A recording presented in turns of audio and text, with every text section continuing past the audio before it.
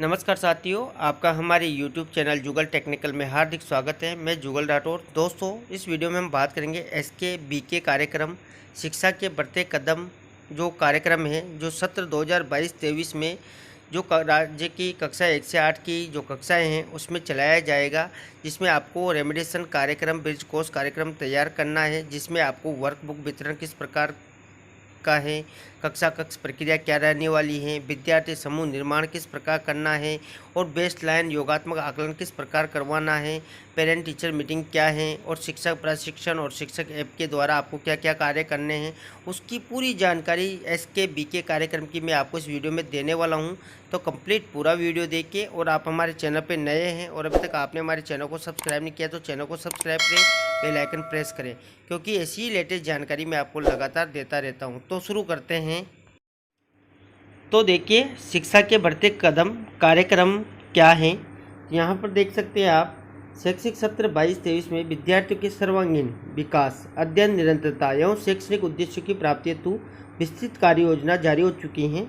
इसमें आप देख सकते हैं, उपयुक्त विषय अंतर्गत प्रासंगिक पत्र के क्रम में माननीय मुख्यमंत्री मोदी ने बजट घोषणा 2022 के बिंदु संख्या 6.3 में कोविड काल के दौरान अध्ययन में हुई क्षति की भरपाई के लिए आगामी वर्ष के स्कूली विद्यार्थियों के लिए 3 माह की अवधि के ब्रिज कार्यक्रम की घोषणा की है। जो 3 माह का कार्यक्रम है, ब्रिज कार्यक्रम, इसकी घोषणा की गई है। इस क्रम में विभाग द्वारा लर्निंग लॉस पूर्ति एवं लर्निंग की पुनः प्राप्ति, विद्यार्थियों के सर्वांगीण विकास, अध्ययन निरंतरता एवं शैक्षणिक उद्देश्यों की प्राप्ति के लिए सतत आकलन तथा तदनुरूप रेमिडिएशन कार्यक्रम हेतु राजस्थान में शिक्षा के बढ़ते कदम कार्यक्रम का आरंभ किया जा रहा है। देखिए, यहाँ पर शिक्षा के बढ़ते कदम कार्यक्रम का आरंभ किया जा रहा है। ये कार्यक्रम राज्य के समस्त विद्यालयों हेतु कक्षा 1 से 8, जो कक्षा 1 से 8 तक की जो कक्षाएं हैं, जिसमें सत्र 2022-23 से आरंभ किया जाएगा। अब यहाँ पर देखिए, शिक्षा के बढ़ते कदम कार्यक्रम के उद्देश्य क्या क्या हैं। तो देखिए, इस कार्यक्रम का मुख्य उद्देश्य विद्यार्थियों के लर्निंग में आए गैप को दक्षता आधारित शिक्षण से ब्रिज करके उनको उनके 8 ग्रेड तक लेवल तक लाना है। यह कार्यक्रम रेमेडिएशन पर केंद्रित है। जो उपचारात्मक शिक्षण है उस पर कार्यक्रम पर आधारित है। कार्यक्रम में आसान और आनंदपूर्ण शिक्षण विधि से अध्ययन को बेहतर बनाना है। जो अध्ययन है वो आनंददायक होना चाहिए और आसान होना चाहिए। कार्यक्रम के द्वारा शिक्षकों का कार्यभार कम करना है, जिससे कि वो अधिकतम समय अध्यापन में लगा सके। इसके बाद देखिए, जो शिक्षा के बढ़ते कदम कार्यक्रम में है उसके विस्तृत दिशा निर्देश क्या हैं। तो इस कार्यक्रम के सफल क्रियान्वयन हेतु विद्यार्थियों में गत कक्षा की छूट गई एवं विस्मृत हुई क्षमताओं की सहज प्राप्ति के लिए कक्षा 3 से 8 के लिए 8 ग्रेड के साथ साथ बिहाइंड ग्रेड की तथा कक्षा 1-2 की 8 ग्रेड की दक्षता को सम्मिलित कर दक्षता आधारित वर्कबुक तैयार की गई है। जो यहाँ पर कक्षा 3 से 8 हैं, जिसमें जो वर्कबुक दी जाएगी वो 8 ग्रेड के साथ साथ बिहाइंड ग्रेड की भी होगी, और जो कक्षा 1-2 हैं उसमें 8 ग्रेड की दक्षता ही शामिल की गई है। नियमित अध्ययन के साथ साथ उक्त जो वर्कबुक के प्रयोग से विद्यार्थी द्वारा सीखी गई दक्षताओं की ट्रैकिंग की जानी है, जिसके आधार पर विद्यार्थियों को रेमिडिएशन देकर 8 ग्रेड स्तर पर लाना है। शिक्षा के बढ़ते कदम कार्यक्रम के चरण निम्नानुसार रहेंगे। अब यहाँ पर जो कार्यक्रम है शिक्षा के बढ़ते कदम, इसके चरण आप अच्छे से समझ लें। इसके बाद देखिए, यहाँ पर जो पहला है लर्निंग गैप को दूर करने के लिए ब्रिज रेमिडिएशन कार्यक्रम। तो देखिए, विद्यार्थियों को उनके लर्निंग स्तर के आधार पर पृथक पृथक समूह का निर्माण कर रेमिडिएशन शिक्षण करवाया जाएगा।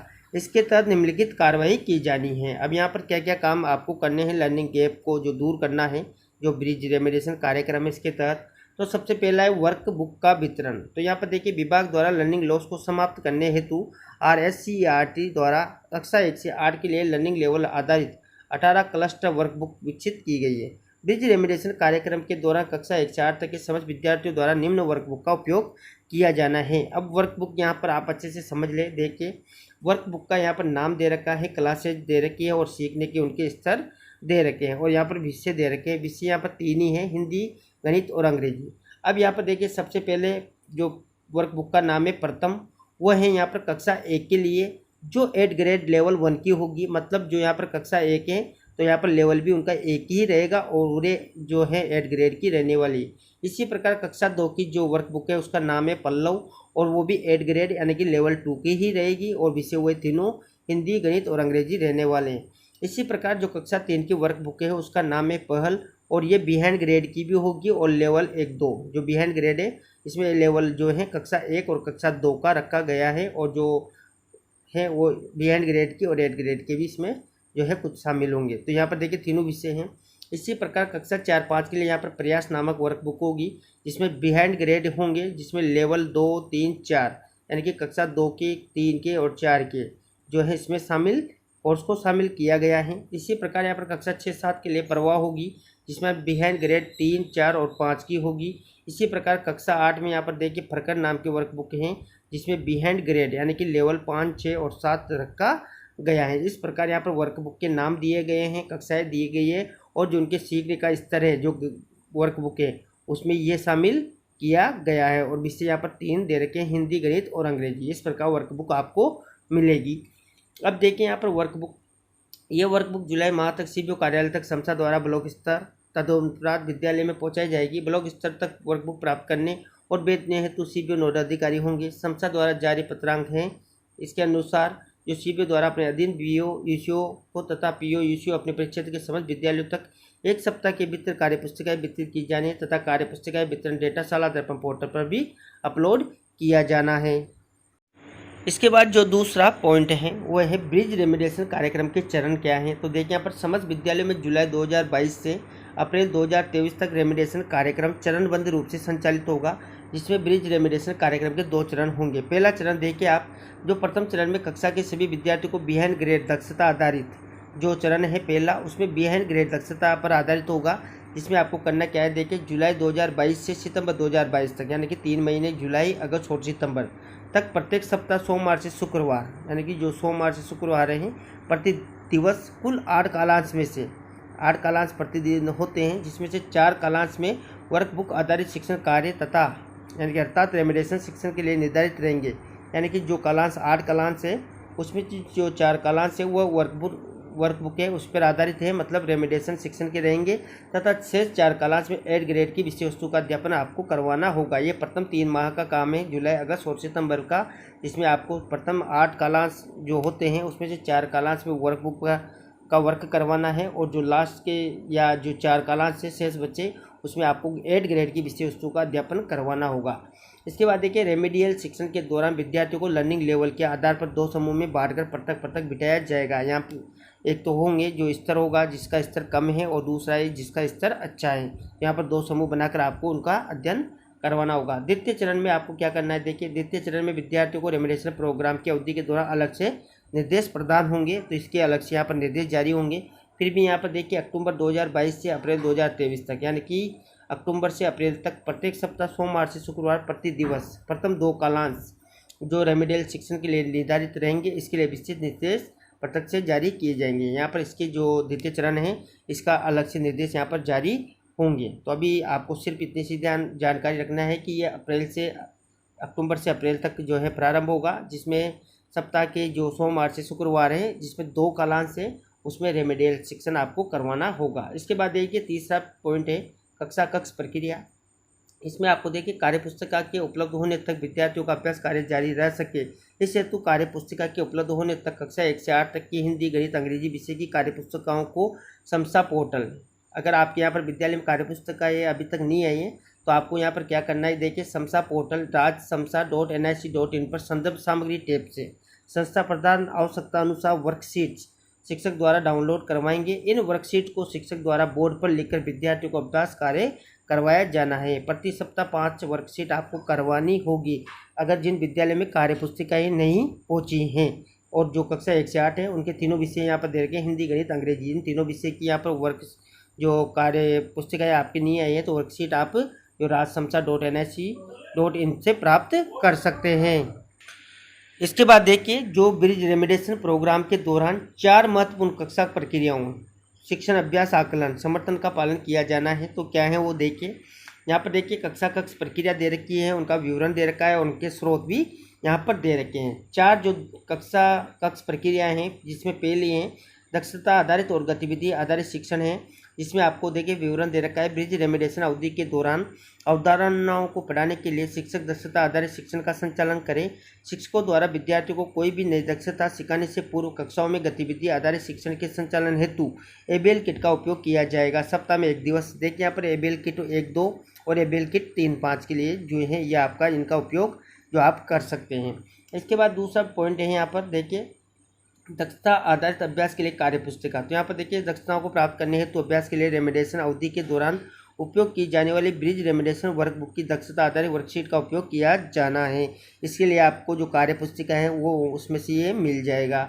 इसके बाद देखिए यहाँ पर नियमित साप्ताहिक आकलन। तो यहाँ पर देखिए शिक्षक विद्यार्थी की प्रगति जांच के लिए कार्य पुस्तिका में दिए गए साप्ताहिक मूल्यांकन से विद्यार्थी का मूल्यांकन करें और उसमें विद्यार्थी के प्रदर्शन के अनुसार अगले सप्ताह की शिक्षण की योजना बनाए। तो ये भी आपको कार्य पुस्तिका में मिल जाएगा। इसके बाद देखिए नियमित कार्य पुस्तिका जांच और विद्यार्थी फीडबैक आपको करना है। तो यहाँ पर देखिए शिक्षक नियमित रूप से वर्कबुक की जांच करें और विद्यार्थियों को उनके द्वारा की गई गलतियों को तथा सुधार कैसे करें आदि पर फीडबैक आपको देना है। इसके बाद देखिए नंबर 4 पर विद्यार्थी समूहन, विद्यार्थी का समूह कैसे बनाना है। तो यहाँ पर देखिए ब्रिज रेमेडिएशन कार्यक्रम के चरण 1 हेतु सत्र आरंभ से ही लर्निंग लेवल का आकलन तथा विद्यार्थियों को समूहीकृत करने के लिए वर्कबुक्स में दिया गया है। बेसलाइन आकलन 15 जुलाई तक किया जाएगा। इसके बाद देखिए जिन विद्यालयों में वर्कबुक्स उपलब्ध नहीं हो पाए उनके संस्था प्रधान शिक्षकों को पूर्व उल्लेखित संस्था पोर्टल से बेसलाइन आकलन शीट डाउनलोड करवाकर उपलब्ध करवाएंगे। शिक्षकों द्वारा 10 जुलाई तक कक्षा 1 से 8 तक सभी विद्यार्थियों का बेसलाइन आकलन लिया जाना है। देखिए यहाँ पर 10 जुलाई तक 1 से 8 तक सभी विद्यार्थियों का बेसलाइन आकलन ले लेना है। और यहाँ पर देखिए बेसलाइन आकलन आप 15 जुलाई तक भी ले सकते हैं। विद्यार्थियों को बेसलाइन आकलन में प्रदर्शन के आधार पर लर्निंग लेवल के अनुसार 2 समूह में समूहकृत करना होगा। इसके बाद देखिए शिक्षकों द्वारा वर्कबुक्स में ग्रुपिंग टूल का उपयोग करके 60% से अधिक स्कोर करने वाले विद्यार्थियों को समूह 1 में और 60% से कम स्कोर करने वाले विद्यार्थियों को समूह 2 में समूहीकृत किया जाना है। इसके बाद देखिए दोनों विद्यार्थी समूह का बिहाइंड ग्रेड दक्षता आधारित सामान्य शिक्षण करवाया जाना है, परंतु शिक्षकों का ध्यान विद्यार्थी समूह 2 पर अधिक होना चाहिए क्योंकि समूह को बिहाइंड ग्रेड दक्षता अभिवर्धन की अधिक आवश्यकता है। शिक्षक उन विद्यार्थियों को रेमेडिएशन शिक्षण में स्वयं की सहायता है तो स्वयं की मौजूदगी में साथ ले सकते हैं जो वर्कबुक में वर्कशीट के स्वतंत्र अभ्यास में बे ग्रेड दक्षताओं में कुशल हो अथवा अर्थात जिनका बेसलाइन स्कोर 60 से अधिक हो। इनका यहाँ पर सहायता आप ले सकते हैं। यहाँ पर देखिए नीचे दी गई सारणी में विद्यालय के प्रकार के अनुसार विद्यार्थी समूहन के कुछ उदाहरण दिए गए हैं। इसके अतिरिक्त अन्य स्थितियों में विद्यार्थी समूहन का निर्धारण संस्था प्रधान स्वयं के स्तर पर करेंगे। यहाँ पर कुछ समूह निर्माण दिया हुआ है तो अगर आपका इनका फिट बैठता है तो आप इस प्रकार कर ले, नहीं तो यहाँ पर संस्था प्रधान खुद भी स्वयं इसका जो है निर्धारण कर सकता है। तो देखिए संस्था प्रधान द्वारा समूह 1 और समूह 2 के लिए निर्धारित शिक्षकों के नामों की प्रविष्टि शाला दर्पण मॉड्यूल पर 25 जुलाई तक किया जाना है। अब यहाँ पर समूहन जो विद्यार्थी समूहन है किस प्रकार बनाने हैं तो भी आप देख ले, ये बहुत ही इम्पोर्टेंट चीज़ हैं। अब यहाँ पर देखिए जो समूह आपको बनाने हो किस प्रकार बनाने हैं तो यहाँ पर देखिए विद्यालय का प्रकार दे रखा है और विद्यार्थियों का समूहन यहाँ पर दे रखा है। जैसे देखिए यहाँ पर एकल शिक्षक प्राथमिक विद्यालय, अगर मान लीजिए प्राथमिक विद्यालय और वहाँ पर एक ही शिक्षक हैं तो उसको क्या करना है, देखिए यहाँ पर शिक्षक 1 है उसको क्या करना है, यहाँ पर समूह 1 कक्षा 1 से 2 और समूह 2 कक्षा 3-5 कम दक्ष विद्यार्थी और समूह 3 हैं जिसमें कक्षा 3-5 के अधिक दक्ष विद्यार्थी, 3 समूह यहाँ पर बनाने होंगे। देखिए आपको समझ में आ चुका होगा पूरी जानकारी। इसके बाद देखिए यहाँ पर 2 शिक्षक प्राथमिक विद्यालय है तो देखिए इसमें शिक्षक 1 इसमें क्या करेगा, कक्षा 1 से 3 का समूह बनाएगा और यहाँ पर देखिए समूह 1 जो हैं उसमें कक्षा 1-2 और ग्रेड 3 की कम दक्ष विद्यार्थी जो समूह है उसमें शामिल करने हैं और समूह 2 में यहाँ पर कक्षा 3 के अधिक दक्ष विद्यार्थी शामिल करने हैं। तो ये तो समूह 1 का जो शिक्षक है, शिक्षक 1 उसका काम है। इसके बाद देखिए समूह 2 जो कक्षा 4-5 के लिए है, इसमें समूह 1 में वो क्या करेगा, देखिए यहाँ पर कक्षा 4-5 के कम दक्ष विद्यार्थी होंगे और समूह जो 2 है उसमें 4-5 के अधिक दक्ष विद्यार्थी होंगे। तो शिक्षक 1 और शिक्षक 2 के अलग अलग कार्य यहाँ पर बता दिए गए हैं। इसके बाद देखिए यहाँ पर 3 शिक्षक अगर प्राथमिक विद्यालय में हैं तो देखिए यहाँ पर समूह वार यहाँ पर देखिए शिक्षक 1 का क्या काम है, तो शिक्षक 1 देखिए यहाँ पर कक्षा 1-2 के लिए हैं जिसमें समूह 1 कक्षा 1 और समूह 2 कक्षा 2 के लिए हैं। इसी प्रकार देखिए शिक्षक 2 इसका कक्षा 3 के लिए हैं जिसमें वो समूह 1 जिसमें कक्षा 3 कम दक्ष विद्यार्थी और समूह 2 है जिसमें कक्षा 3 अधिक दक्ष विद्यार्थी होंगे। इसी प्रकार जो तीसरा शिक्षक है वो कक्षा 4-5 को संभालेगा जिसमें देखिए 2 समूह उसको बनाने हैं जिसमें कक्षा 4-5 के कम दक्ष विद्यार्थी होंगे और दूसरे समूह में कक्षा 4-5 के अधिक दक्ष विद्यार्थी होंगे। इसके बाद देखिए 2 शिक्षक उच्च प्राथमिक विद्यालय में हैं तो उनको किस प्रकार अपनी कार्य योजना बनानी है। तो यहाँ पर देखिए जो शिक्षक 1 है वो क्या करेगा, यहाँ पर देखिए कक्षा 1 और 3 और कक्षा 4-5 के विद्यार्थियों के लिए शिक्षण और अभ्यास कालांशों की वैकल्पिक अवधियों का पालन किया जाएगा। अब यहाँ पर देखिए कक्षा 1 से 3 कालांश 1 और यहाँ पर देखिए समूह 1 जिसमें कक्षा 1-2 और कक्षा 3 के कम दक्ष विद्यार्थी होंगे, और समूह 2 है उसमें देखिए कक्षा 3 के अधिक दक्ष विद्यार्थी होंगे। इसी प्रकार यहाँ पर देखिए कक्षा 4-5 जिसमें कालांश 2 जो दूसरा कालांश है उसमें देखिए समूह 1 और समूह 2। यहाँ पर देखिए समूह 1 कक्षा 4-5 के कम दक्ष विद्यार्थी होंगे और समूह 2 में कक्षा 4-5 के अधिक दक्ष विद्यार्थी होंगे। अब यहाँ पर जो दूसरा टीचर हैं उसके लिए देखिए यहाँ पर ये कक्षा 6-7 और कक्षा 8 के विद्यार्थियों के लिए शिक्षण और अभ्यास कालांशों की वैकल्पिक अवधियों का पालन करेगा।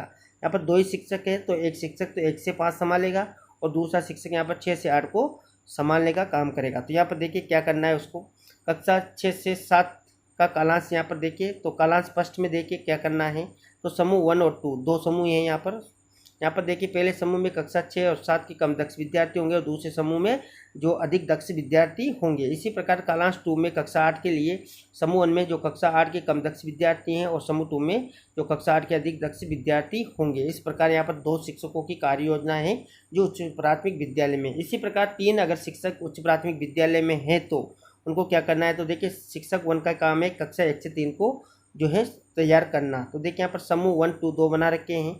इसमें पहला समूह है कक्षा 1-2 और कक्षा 3 के कम दक्ष विद्यार्थी हैं। समूह 2 है इसमें कक्षा 3 के अधिक दक्ष विद्यार्थी हैं। इसी प्रकार शिक्षक 2 है इसमें कक्षा 4 से 5 का काम देखेगा, जिसमें 2 समूह बनाने हैं, जिसमें एक समूह में कम दक्ष विद्यार्थी होंगे, दूसरे में कक्षा 5 के अधिक दक्ष विद्यार्थी होंगे।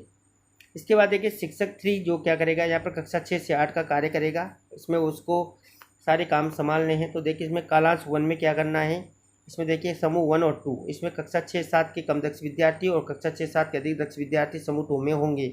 इसी प्रकार कालांश 2 में देखिए समूह 1 कक्षा 8 के कम दक्ष विद्यार्थी और समूह 2 में कक्षा 8 के अधिक दक्ष विद्यार्थी होंगे। इसी प्रकार 4 शिक्षक उच्च प्राथमिक विद्यालय में है तो देखिए उनकी कार्य योजना किस प्रकार बनानी है। तो देखिए यहाँ पर शिक्षक 1 का काम है कक्षा 1 से 3 को तैयार करना, जिसमें देखिए समूह 1 जो है उसमें कक्षा 1-2 और कक्षा 3 के कम दक्ष विद्यार्थी होंगे, समूह 2 में कक्षा 3 के अधिक दक्ष विद्यार्थी होंगे। इसी प्रकार शिक्षक 2 का काम है कक्षा 4-5 के लिए, तो यहाँ पर देखिए 2 समूह बनाने हैं। समूह 1 में कक्षा 4-5 और कम दक्ष विद्यार्थी हैं और समूह 2 में कक्षा 4-5 के अधिक दक्ष विद्यार्थी है। इसी प्रकार शिक्षक 3 जो कक्षा 6 से 7 के लिए है, इसमें भी 2 समूह उनको बनाने होंगे, जिसमें कक्षा 6-7 के कम दक्ष विद्यार्थी होंगे और समूह 2 में कक्षा 6-7 के अधिक दक्ष विद्यार्थी होंगे। इसी प्रकार शिक्षक 4 है वो कक्षा 8 के लिए होगा। इसमें देखिए उसको क्या करना है, समूह 1 जो कक्षा 8 और कम दक्ष विद्यार्थी हैं उनके लिए, और समूह 2 है जो कक्षा 8 अधिक दक्ष विद्यार्थी के लिए है। ये सिर्फ रेमेडिएशन कार्यक्रम के लिए ही आपको ये कार्य योजना बनानी है। इसके बाद देखिए आकलन किस प्रकार करना है, आकलन बहुत ज़रूरी है। तो यहाँ पर देख सकते हैं आप रेमेडिएशन कार्यक्रम में शिक्षण उपरांत कक्षा 3 से 8 के विद्यार्थियों की दक्षता प्राप्ति का आकलन व आगे के कार्यक्रम संचालन हेतु निर्धारित कार्यक्रम के तहत आकलन करवाए जाएंगे।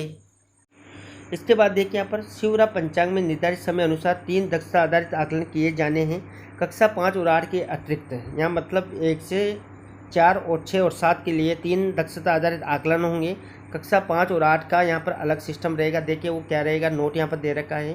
कक्षा 5-8 के विद्यार्थियों के लिए 2 दक्षता आधारित समग्र आकलन SA1 SA2 का आयोजन किया जाएगा। इसके पश्चात बोर्ड परीक्षा यथावत रहेगी, क्योंकि यहाँ पर SA1 SA2 के बाद जो कक्षा 5वीं 8वीं है उनका बोर्ड एग्जाम होगा।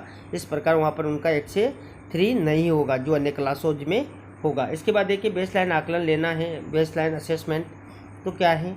तो देखिए रेमेडिएशन कार्यक्रम के प्रथम चरण में सत्र आरंभ के 10 दिवस के भीतर विद्यार्थियों के लर्निंग लेवल के जांच के लिए वर्कबुक्स में 10 अभ्यास वर्कशीट के बाद दिया गया बेसलाइन आकलन विद्यार्थियों द्वारा करवाया जाना है। बेसलाइन आकलन में विद्यार्थी के प्रदर्शन का वर्कबुक में रिकॉर्ड संधारण किया जाना है तथा इसकी प्रविष्टि शाला दर्पण मॉड्यूल पर 15 जुलाई तक करनी है। जिन विद्यालयों में वर्कबुक उपलब्ध न हो पाई है उनके संस्था प्रधान शिक्षकों को पूर्व उल्लेखित समसा पोर्टल से बेसलाइन आकलन शीट डाउनलोड करवाकर उपलब्ध करवाएंगे। वो मैंने आपको ऊपर ही बता दिया है, जो समसा का लिंक है वहाँ जाकर आप उसको डाउनलोड कर सकते हैं। इसके आधार पर शिक्षकों द्वारा विद्यार्थी समूहीकरण कर विद्यार्थियों के लर्निंग लेवल पर आधारित आवश्यक सहायता प्रदान की जाएगी। समूह आपको बना लेने हैं, वो भी मैंने आपको ऊपर अच्छी तरह से समझा दिया है।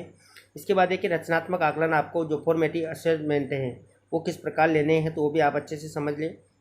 विद्यार्थियों द्वारा अध्ययन के उपलब्धि के समयबद्ध आकलन हेतु वर्कबुक में 4-5 वर्कशीट को पूरा करने पर रचनात्मक आकलन उपलब्ध हैं। वहाँ पर आप इसे किस प्रकार करेंगे, देखिए इसे सप्ताह के अंत में करवाया जाना है। इससे शिक्षकों को पता चलेगा कि सप्ताह में कराया गया अध्ययन से विद्यार्थियों को कितना समझ आया है। रचनात्मक आकलन में विद्यार्थियों के प्रदर्शन की वर्कबुक में प्रविष्टि कर रिकॉर्ड संधारण किया जाना है, ऑनलाइन डाटा एंट्री नहीं करनी है। यहाँ पर रचनात्मक आकलन की जो है ऑनलाइन एंट्री आपको कहीं भी नहीं करनी है। इसके बाद देखिए जो योगात्मक आकलन है SA1, SA2, SA3 इस प्रकार। तो यहाँ पर देखिए शिक्षण प्रक्रिया कितनी सफल है इसका ज्ञान करने के लिए अर्थात अधिगम आकलन के लिए त्रैमासिक रूप से योगात्मक आकलन किए जाने हैं। योगात्मक आकलन के प्रपत्र के 2 भाग होते हैं, भाग ए और एक भाग बी। भाग 1 में बिहाइंड ग्रेड की दक्षताओं पर आधारित 10-15 वस्तुनिष्ठ प्रश्न विभाग द्वारा उपलब्ध करवाए जाएंगे। विद्यार्थी को इस वस्तुनिष्ठ प्रश्न पत्र का उत्तर पत्रक और OCR शीट में देना है, जिसे शिक्षक कार्यक्रम हेतु विशेषतर तैयार ऐप पर स्कैन करेंगे।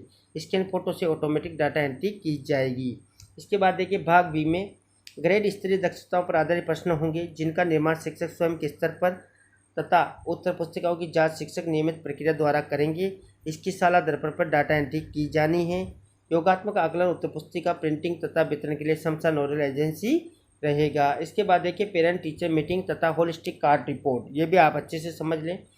देखिए यहाँ पर प्रत्येक विद्यार्थी के सीखने में उसके परिवार का विशेष योगदान रहता है, इसलिए ये अत्यंत आवश्यक है कि विद्यार्थियों के लर्निंग लॉस को रिकवर करने के लिए संचालित रेमेडिएशन कार्यक्रम के सफल क्रियान्वयन के लिए शिक्षकों के साथ साथ विद्यार्थियों के परिवारजनों को भी साथ में जोड़ा जाए। अब यहाँ पर देखिए क्या क्या कार्य हैं अभिभावकों के यहाँ पर देखिए विद्यार्थियों के अभिभावकों को उनके अध्ययन में प्रगति में सक्रिय भागीदार बनाने के लिए योगात्मक आकलन के आधार पर डिजिटल रूप से समग्र रिपोर्ट कार्ड तैयार किए जाएंगे और PTM में इन रिपोर्ट कार्ड पर चर्चा की जाएगी। डिजिटल रूप से रिपोर्ट कार्ड तैयार होने से शिक्षकों का कार्यभार भी कम होगा, जिससे शिक्षकों का रिपोर्ट कार्ड में प्रविष्टि की बजाय अभिभावक शिक्षक के मध्य शैक्षिक चर्चाओं के लिए समय मिल सकेगा। इन रिपोर्ट कार्ड्स में विद्यार्थियों के प्रदर्शन को बेहतर बनाने के लिए दक्षता आधारित जानकारी और अभिभावक स्तर पर की जाने वाली सहायता का भी उल्लेख होगा। प्रत्येक विद्यार्थी को डिजिटल रूप से तैयार साला दर्पण से डाउनलोड किया गया होलिस्टिक रिपोर्ट कार्ड प्रदान कर माता पिता अभिभावकों को उनके बालक बालिकाओं की दक्षताओं से अवगत कराया जाएगा। उदाहरण के लिए उन्हें अवगत कराया जाएगा कि आपका बालक बालिका व्याकरण की अच्छी समझ रखता है, परंतु वाक्य निर्माण में अभ्यास की आवश्यकता है। इससे अभिभावकों को भी सकारात्मक संबलन मिलेगा तथा वे अपने बालक बालिका की पढ़ाई के प्रति अधिक जागरूक होंगे। दक्षता आधारित समग्र आकलन यानी कि सेमेस्टिव असेसमेंट द्वारा तथा परीक्षाओं में विद्यार्थी की प्रगति से माता पिता अथवा अभिभावकों को अवगत कराने के लिए PTM का आयोजन शिवरा पंचांग के अनुसार किया जाना है। आपको PTM कब आयोजित करनी है उसका शिवरा पंचांग में पूरा विवरण दिया गया है, आप वहां जाकर देख सकते हैं। रिपोर्ट कार्ड्स की प्रिंटिंग तथा वितरण के लिए समसा नोडल एजेंसी रहेगा। इसके बाद देखिए शिक्षक क्षमता संवर्धन। तो यहाँ पर देखिए शिक्षा के बढ़ते कदम कार्यक्रम के तहत शिक्षक क्षमता संवर्धन के निर्देश उद्देश्य उल्लेखित है। इसमें देखिए शिक्षकों को उनकी कक्षाओं के बारे में डेटा आधारित निर्णय लेने के लिए सशक्त बनाना, शिक्षकों को स्वयं पहल करने के लिए प्रेरित करना, विद्यार्थियों की दक्षता पर आधारित समूह निर्माण कर समूह अध्ययन करवाना, विद्यार्थियों को दक्षता प्राप्ति हेतु गतिविधि आधारित शिक्षण करवाना और विषय वस्तु में दक्षता की पहचान करना और उसकी प्राप्ति हेतु विद्यार्थियों को तथा यथा योग अध्ययन करवाना। इसके 2 माध्यम रहेंगे। पहला माध्यम देखिए अब आप यहाँ अच्छे से समझ लें, जो है शिक्षक ऐप। अब देखिए यहाँ पर जो 2 माध्यम है, इसमें पहला माध्यम है शिक्षक ऐप। तो इस ऐप के माध्यम से शिक्षक अपनी कक्षा के विद्यार्थियों का योगात्मक मूल्यांकन में प्रदर्शन की जानकारी प्राप्त करेंगे। विद्यार्थियों के प्रदर्शन के आधार पर ऐप पर यह भी दिखाएगा कि उन्हें किस लर्निंग लेवल के समूह में विभाजित किया जाना चाहिए। सुधार योग्य दक्षता को फिर से बढ़ाने के लिए ऐप के माध्यम से शिक्षकों को एक सीखने की यात्रा दिखाई जाएगी, जिसमें उन्हें बताया जाएगा कि उन्हें कौन सी वर्कशीट करनी है, कौन सी गतिविधि के लिए कौन से वीडियो आदि उपयोग में लेने हैं। ऐप सैंपल पाठ योजनाओं का भी सुझाव देगा। इस ऐप को जानने और उपयोग करने के संबंध में शिक्षकों के लिए प्रशिक्षण कार्यक्रम अलग से आयोजित किए जाएंगे। इसके बाद देखिए शिक्षक जो प्रशिक्षण है वो भी मैं आपको बता देता हूं कि देखिए शैक्षिक सत्र 22-23 के लिए शिक्षकों को पंचायत स्तर पर व्यक्तिगत प्रशिक्षण और डिजिटल प्रशिक्षण के माध्यम से प्रशिक्षित किया जाएगा। इसके लिए निदेशक RSC IIT Udaipur nodal agency रहेगा और उसके द्वारा विस्तृत दिशा निर्देश प्रत्यक्ष से भी जारी किए जाएंगे। इसके बाद देखिए SKBK कार्यक्रम का प्रबोधन क्या है। तो यहाँ पर देखिए यद्यपि कार्यक्रम में साला दर्पण प्रविष्टि तथा ऐप के माध्यम से विद्यार्थियों की प्रगति की नियमित जानकारी प्राप्त होगी, परंतु कार्यक्रम के सुचारू क्रियान्वयन के लिए राज्य स्तर से संस्था प्रदान तक कार्यक्रम का नियमित प्रभावी प्रबोधन किया जाना है। यहाँ पर देखिए कार्यक्रम के लिए क्रियान्वयन कार्य योजना बनाना, वर्कबुक की जो वर्कबुकें हैं उनकी पहुँच सुनिश्चित करना, वर्कबुक की पहुँच होने तक डाउनलोड की गई वर्कशीट से अध्ययन प्रारंभ कराना और विद्यालय के विजिट के दौरान प्रगति की समीक्षा करना। इस प्रकार SKBK कार्यक्रम की विशेष योजना उपयुक्त निर्देशानुसार प्रत्येक कार्यालय यानी कि JD, CDO, CDO, CBO तथा विद्यालयों के संस्था प्रधान को क्रियान्वयन की कार्य योजना तैयार करनी है। तथा पत्र में प्रदत्त निर्देशों के अनुसार विद्यालय में वर्कबुक वितरण क्षमता आधारित समयबद्ध शिक्षण प्रारंभ करवाना है। तो ये था दोस्तों यहाँ पर पूरा कार्यक्रम जो शिक्षा के बढ़ते कदम राजस्थान सरकार द्वारा चलाया गया है, जिसमें पूरे साल के कार्यक्रम की आपको रूपरेखा बता दी गई है। जिसमें प्रथम 3 महीने में आपको रेमेडिएशन शिक्षण करवाना है, वर्कबुक आधारित शिक्षण करवाना है, किस प्रकार आकलन लेना है, किस प्रकार शिक्षक क्षमता संवर्धन करना है, पेरेंट टीचर्स मीटिंग किस प्रकार लेनी है, होलिस्टिक रिपोर्ट कार्ड, सारी जानकारी इसमें आपको बताई गई है। जो योगात्मक आकलन है क्या करना है, पूरी जानकारी मैंने आपको इस वीडियो में देने का प्रयास किया। आपको हमारी जानकारी कैसी लगी, जानकारी अच्छी लगी तो लाइक शेयर करें, और अभी तक आपने हमारे चैनल को सब्सक्राइब नहीं किया तो चैनल को सब्सक्राइब करें, बेल आइकन प्रेस करें, क्योंकि ऐसी लेटेस्ट जानकारी मैं आपको लगातार देता रहता हूँ। धन्यवाद दोस्तों।